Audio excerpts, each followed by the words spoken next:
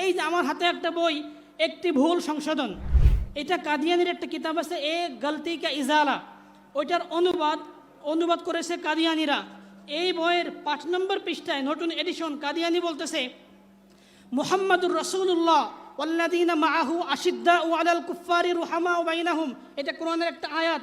কাদিয়ানি বলছে এই আয়াত ওহী রূপে আমার উপর নাজিল হয়েছে, আমাকে আল্লাহ মুহাম্মাদুর রাসূলুল্লাহ বলেছে। কাদিয়ানি নাকি মুহাম্মাদুর রাসূলুল্লাহ।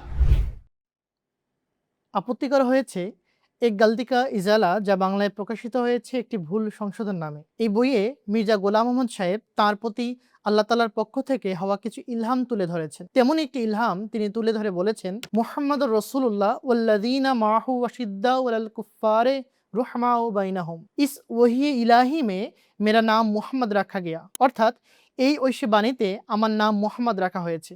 এখন প্রশ্ন এই বিজ্ঞ আলেমের কাছে, মির্জা সাহেব কোথায় বলেছেন যে কুরআনের এই আয়াতে মুহাম্মদ সাল্লাল্লাহু আলাইহি ওয়াসাল্লাম বলতে আমাকে অর্থাৎ মির্জা গোলাম মোহাম্মদ সাহেবকে বোঝানো হয়েছে?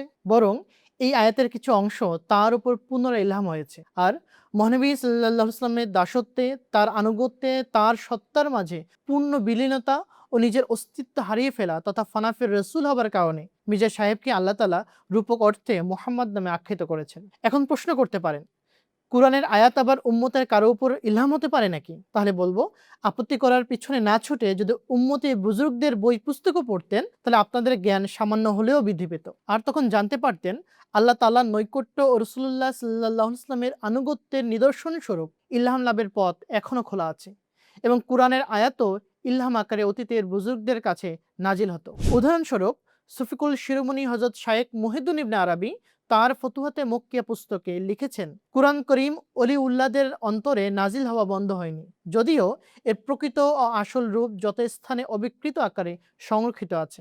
কিন্তু আউলিয়াদেরকে কুরআনের বাণী নাজিল হওয়ার স্বাদ আস্বাদন করানোর জন্য তাদের উপর নাজিল হয়, আর এই মর্যাদা কেবল বিশেষ কিছু ব্যক্তিদেরকে দান করা হয়। অনুরূপভাবে হযরত মুজাদ্দিদ আলফে সানি রহমতুল্লাহ এর উপরও একটি কুরআনের আয়াত ইলহাম হয়েছিল।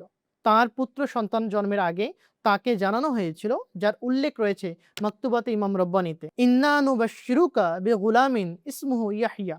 হুবহু এই কথাটিই রয়েছে সূরা মরিয়মের ৮ নম্বর আয়াতে, যার অর্থ হলো, নিশ্চয়ই আমরা তোমাকে এক সম্ভাবনাময় পুত্রের সুসংবাদ দিচ্ছি, যার নাম হবে ইয়াহইয়া। ফলস্বরূপ হযরত মুজাদ্দিদ আলফে সানি রহমতুল্লাহ এর ঘরে এক পুত্র সন্তান জন্মগ্রহণ করেন এবং তিনি তার নাম রাখেন ইয়াহইয়া। এরকম আরো অনেক উদাহরণ রয়েছে, মাত্র দুটোর উল্লেখ এখানে করলাম। এসব উদ্ধৃতির মাধ্যমে এটি প্রমাণ হয় যে কুরআনের আয়াত ইলহাম রূপে কোনো উম্মতের উপর নাজিলও হতে পারে এবং এটি তার ক্ষেত্রেও প্রযোজ্য হতে পারে। তাহলে মির্জা সাহেবের বেলায় আপত্তি কেন?